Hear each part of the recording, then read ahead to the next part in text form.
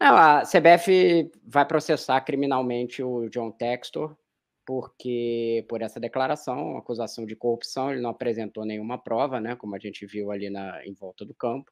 Ele citou ali um lance do Adrielson, né? Vamos lembrar que é tudo relacionado à expulsão do Adrielson na entrada do Breno Lopes.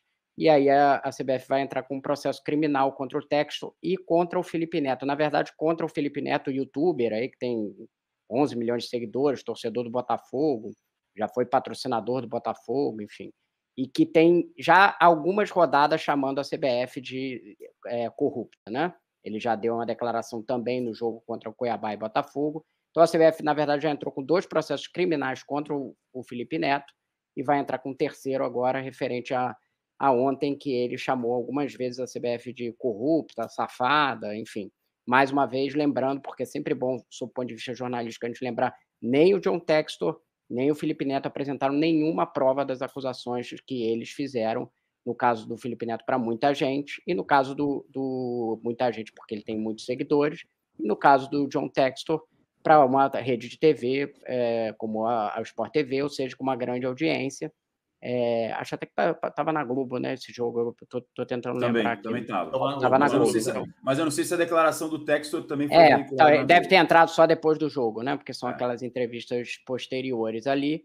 Então, é uma atitude diferente do que costuma fazer a CBF, que ela costuma deixar ali com o STJD, para entrar com um processo que aí pode gerar 2, 3 jogos, como já aconteceu com o Palmeiras, nas declarações do Abel, que falou em roubo, ou do Marçal, que também falou em roubo, e de outros clubes, mas porque foi uma acusação direta contra a CBF, inclusive pedindo a renúncia do Edinaldo. É bom lembrar que o Edinaldo, você pode criticar, achar que tem coisas ruins na gestão, boas, enfim, isso aí é tudo parte do processo democrático. Mas ele é o presidente eleito da CBF por clubes e por federações, e não cabe a um clube decidir quando que ele fica ou não no mandato. Você tem meios processuais para tirar alguém que tenha cometido algo errado.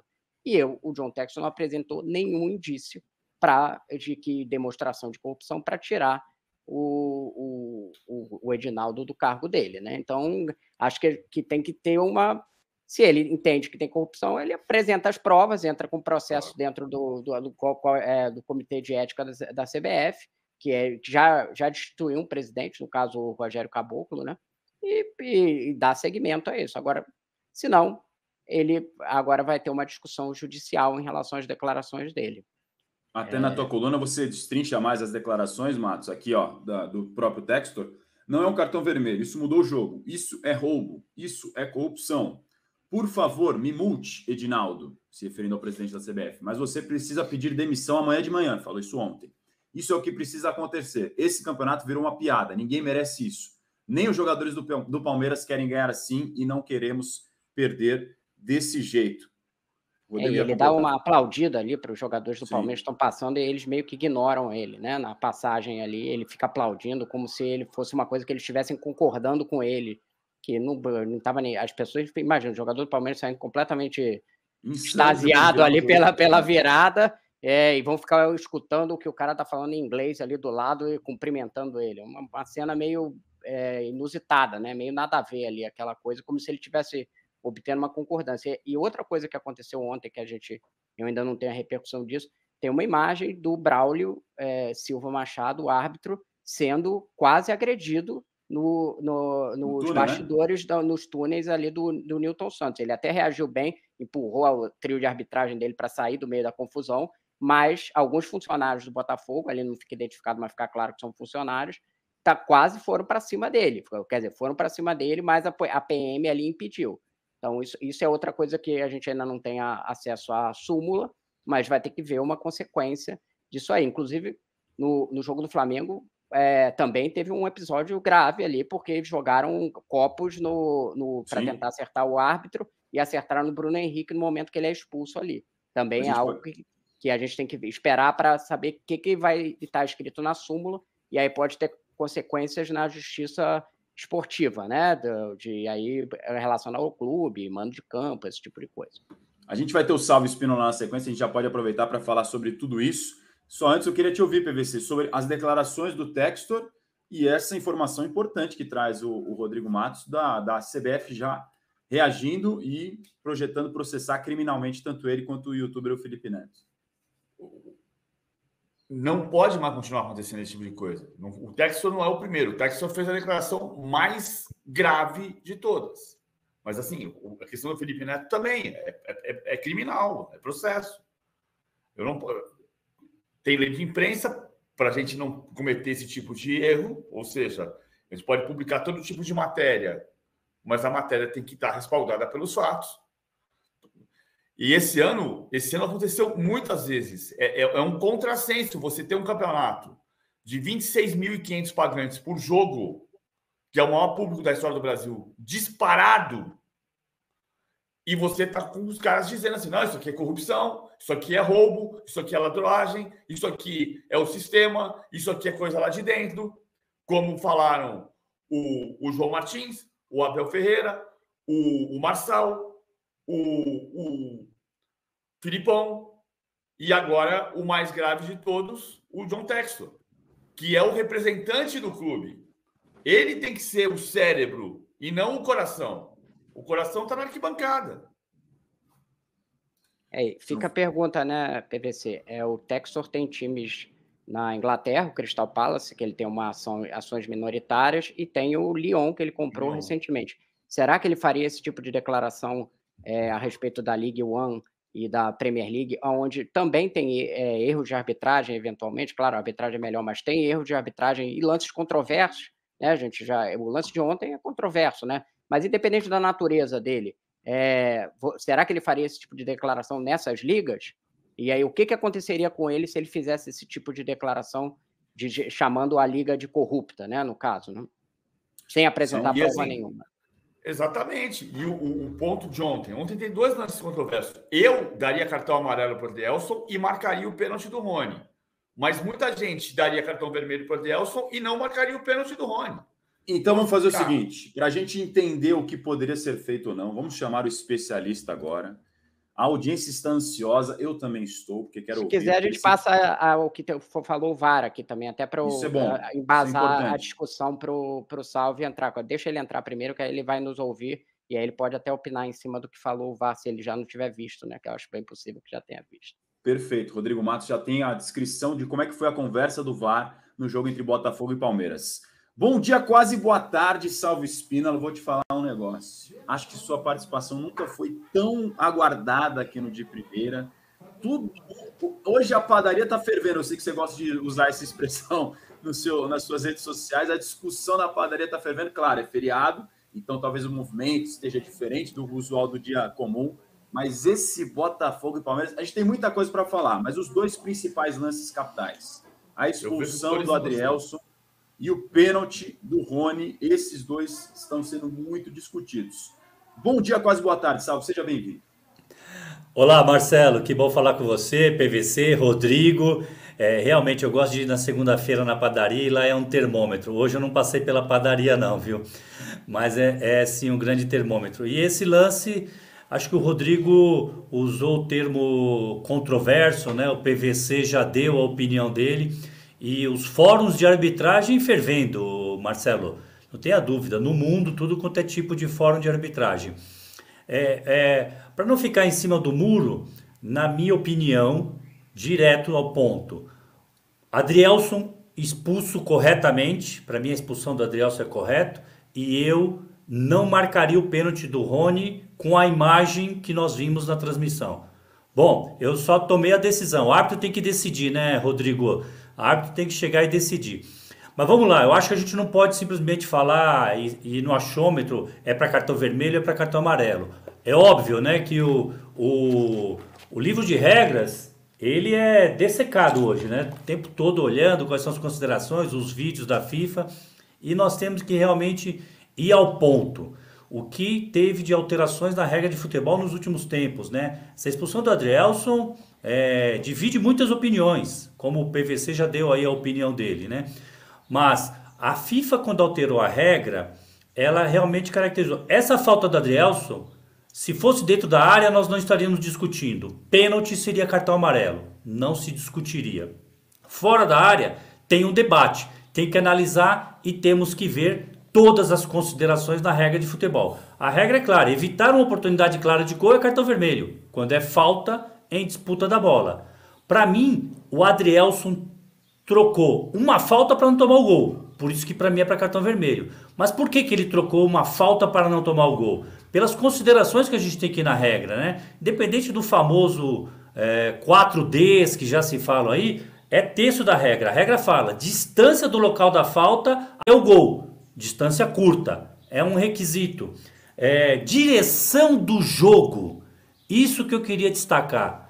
A regra não fala direção à meta. A regra fala direção do jogo. O Breno Lopes, quando sofre a falta, está em direção de jogo ao gol. O que a regra quis colocar nesse sentido? Se ele tivesse de costas para o gol, se ele tivesse em direção à linha lateral, nós não estaríamos discutindo isso, seria cartão amarelo. Mas ele tem direção de jogo. A direção dele é de jogo. Então atende mais um requisito. E aí, o que é importante, Marcelo? Probabilidade de recuperar a bola. Probabilidade de estar com a bola. Não é só domínio da bola.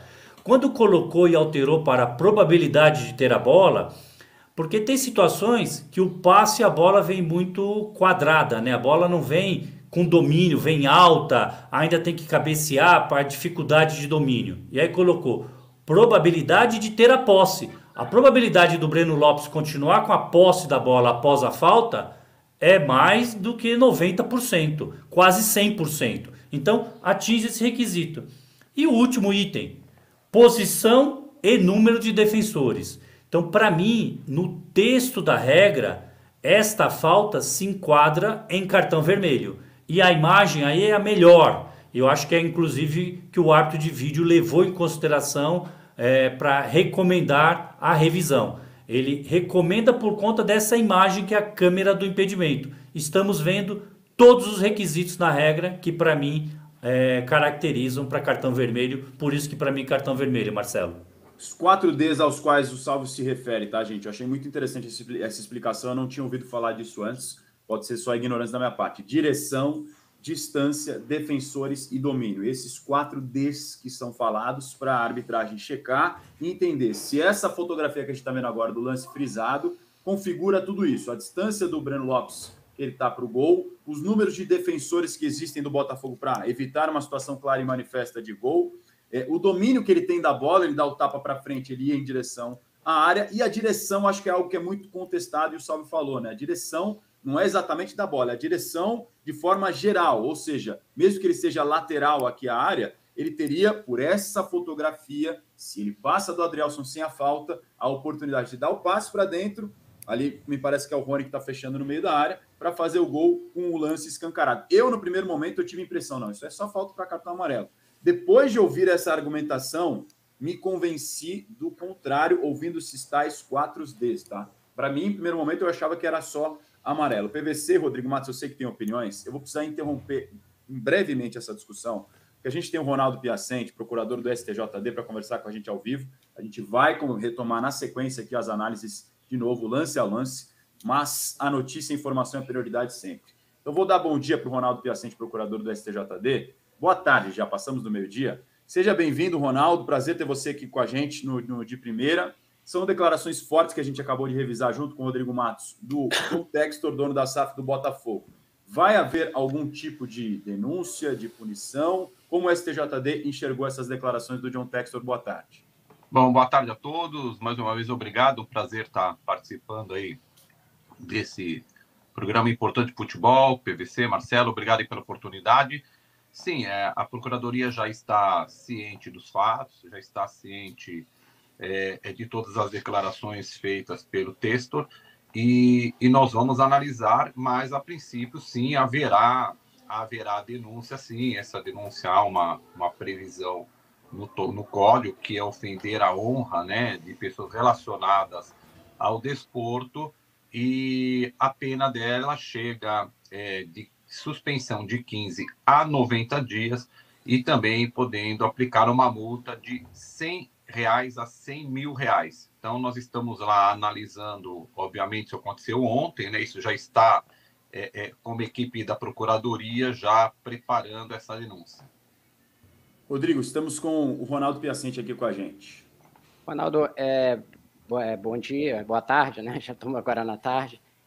O que eu ia te perguntar, assim, primeiro, se você acha que a gente já teve várias declarações nesse sentido no campeonato, né? Como já ressaltou o PVC, algumas colocando em questionamento ali a credibilidade, enfim.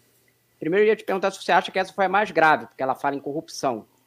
E segundo, eu ia perguntar se atualmente o tribunal não está dando penas pequenas para esse tipo. E aí é uma análise sua, né, como procurador. Pergunto porque, às vezes, um técnico faz uma acusação dessa e toma 3 jogos, 4 jogos. O Abel tomou 2 uma vez de roubo. Isso não é pouco e não acaba incentivando que aconteça novamente? Veja bem, a gente, assim, é grave, realmente, na primeira pergunta sua, ela é grave no momento em que fala que há uma corrupção da CBF, do presidente, da comissão de arbitragem. Ele faz aquele gesto de ter, né, para o árbitro em campo, que aquilo estava envolvendo dinheiro. Então, isso aí realmente é muito grave. Agora, a Procuradoria, quando ela oferece a denúncia, ela capitula no artigo, que é o artigo específico para aquele determinada infração disciplinar. A penalidade vai sempre caber aos auditores. Então, veja bem, quando você fala em dirigente, você está falando que são pessoas naturais, no caso aí do texto. Então, a lei prevê o máximo de 90 dias. E no caso de atletas, treinadores, então prevê até 6 partidas. Então, o que ocorre? Ocorre sempre a questão da dosimetria da pena relacionado com o ato praticado, né? Então, é o entendimento aí do tribunal, entendeu? Mas nós sempre estamos limitados ao que o código nos permite, né? Mas a denúncia ela é sempre capitulada no artigo e sempre pedindo a pena máxima. PVC. A outra questão em relação ao que o Rodrigo está dizendo é a promotoria vai pedir, mas outra coisa que acontece muito é depois a revisão da pena, né? Como aconteceu, por exemplo, com a Vila Belmiro. O que se pode fazer para que vou chamar de honra do campeonato, que a credibilidade do campeonato possa ser menos atacada daqui para frente? O PVC, o que eu percebo que o tribunal tem percebido ultimamente é que, assim, o clube não ganha em campo e está virando uma constante atribuir sempre a culpa no árbitro ou atribuir a culpa no VAR, né, que também é o árbitro de vídeo. A credibilidade, eu não entendo que a credibilidade do campeonato esteja maculada. O que eu vejo é que há várias reclamações sem sentido, porque o clube não ganha em campo e depois que atribuir a culpa ao árbitro, né? Nesse caso mesmo aí que ele fala, quando o texto comenta em relação à corrupção, de beneficiou o Palmeiras em relação à expulsão. Mas temos que lembrar também que o árbitro, ele marcou uma penalidade máxima a favor do Botafogo. Então, né, fica meio incoerente. Então, é isso. Eu acho que as pessoas precisam tomar consciência que precisa ganhar o futebol dentro de campo. É isso. A gente está com o Ronaldo Piacente, procurador-geral do STJD. Rodrigo vai fazer mais uma. Não, eu acho que eu até já perguntei isso anteriormente para o Ronaldo, mas é importante esclarecer, porque para técnico e jogador a gente sabe muito bem qual é a punição quando eles são punidos, porque eles são suspensos e tal. Um dono de clube, como é o caso do Textor, e é até uma figura diferente, né? Porque normalmente é o presidente do clube, né? Sim. Mas ele é uma figura natural exposta ao código, como você falou. Mas, assim, o fato dele eventualmente vir a ser suspenso, o que ele deixa de poder fazer? O que é qual é a punição em termos para a vida prática dele ali como dono de clube? Isso, é muito bem ponderada essa questão. Inclusive, nós tivemos aí a questão idêntica do presidente do Goiás, né? Que também fez as mesmas... disse as mesmas palavras aí, em questão em relação à CBF, ao presidente, à comissão de arbitragem, e ele foi realmente suspenso aí por 90 dias. Ele fica proibido de participar qualquer ato que o clube participe. Então, vamos lá, treinamento, ir no vestiário, entrar em campo, participar de todos os jogos, ele não pode. E há muito tempo houve uma discussão, né, um debate no tribunal, porque ele, como gestor, ele precisa administrar o clube. Então, ele precisa fazer um pagamento, precisa fazer uma transferência, ele precisa... Então, na questão administrativa, porque senão o clube para de funcionar, né? Então, como são as prerrogativas daquele determinado dirigente, independente de ser o presidente ou um diretor, então esse ato ele pode praticar, mas ele não pode... Tudo que tiver relacionado ao campo de jogo, a treinamento, vestiário, assistir jogo. Ah, mas eu estou na arquibancada. Não pode, ele está proibido. Ele não pode nem ir ao estádio.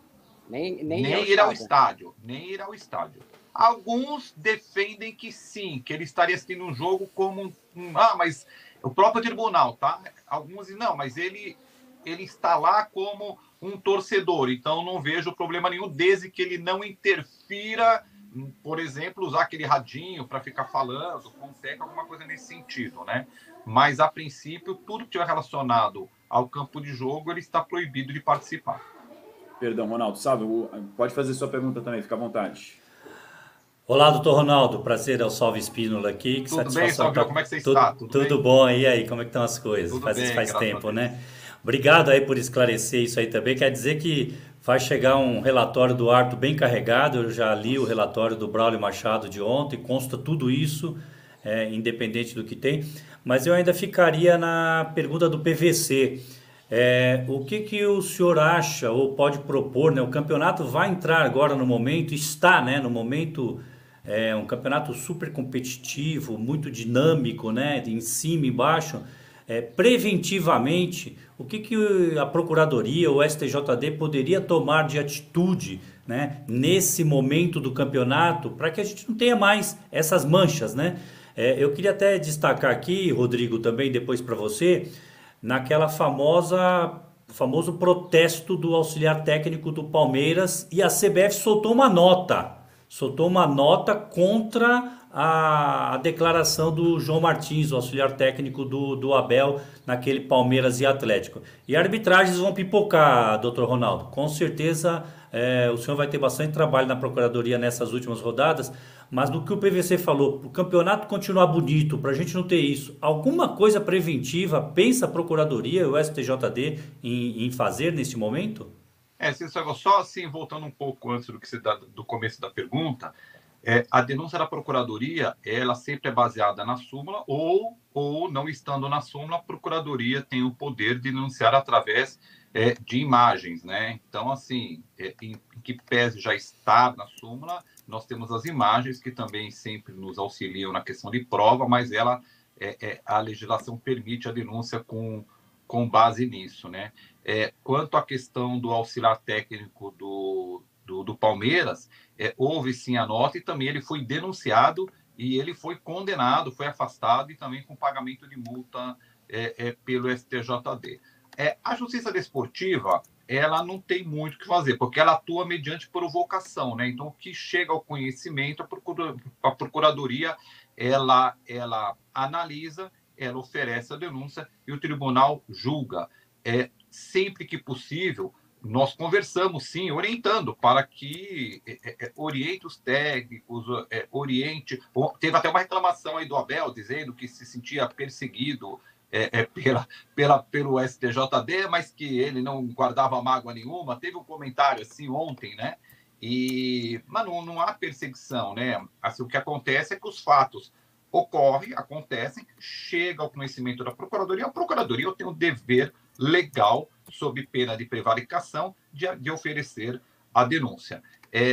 O que há é uma questão de conscientização. O que precisa ser feito, acredito eu, que é uma conversa das entidades de administração do desporto juntamente com os clubes, e para poder orientar, fazer um trabalho de conscientização, porque o tribunal ele também não tem muito o que fazer, ele condena, e aquilo porque isso não é só na justiça esportiva, qualquer tribunal, sempre que acaba condenando alguém, isso a princípio, pelos princípios gerais de direito, isso deveria servir também como um exemplo para que esse ato não se repita. Mas no futebol, infelizmente, se repite. E nós já estamos até acostumados, sobre todos os finais de campeonatos é a mesma coisa. Isso aí não tem jeito. Chegou o final de campeonato, o clube começa a perder, o clube é desclassificado, e aí sempre tenta se colocar a culpa em alguém para justificar essa derrota em campo, né? O duro é a credibilidade do campeonato sendo colocada em xeque a todo instante, a todo momento, e isso, de alguma forma, acaba até manchando um pouco a imagem do Campeonato Brasileiro, não só aqui no nosso continente, mas também para o resto do mundo. Quem fica ouvindo essas declarações recorrentes, acho que isso, de alguma forma, também afeta a imagem do Brasil, do futebol brasileiro como um todo. Ronaldo, quero te agradecer pela participação com a gente aqui no De Primeiro. Se tiver mais alguma consideração, fica à vontade para... Não, só dizer, a questão da credibilidade, e eu concordo com você, realmente isso é muito ruim para o futebol, né? Mas o tribunal, ele faz a sua parte, então condena, e às vezes, você vê, o texto falou, pode me multar, então, sim, parece que não tem respeito por nada, e aí vai de cada pessoa, né? Então, você vê, as pessoas são suspensas, multa, e no fim, no jogo seguinte, eles estão praticando os mesmos atos, denunciado novamente, condenado novamente, e aí vem a reclamação. Me parece que isso é uma questão realmente, não sei se de cultura ou de educação de cada um, de ofender, como houve, ontem foi muito grave, ofender dizendo que o árbitro estaria levando dinheiro. Isso é gravíssimo, né? Mas o tribunal, naquilo que eu disse, está limitado à legislação, né? A gente não tem como fugir disso, mas nós estamos atentos aí e a nossa parte nós estamos fazendo, né? Obrigado, Ronaldo. Eu que agradeço.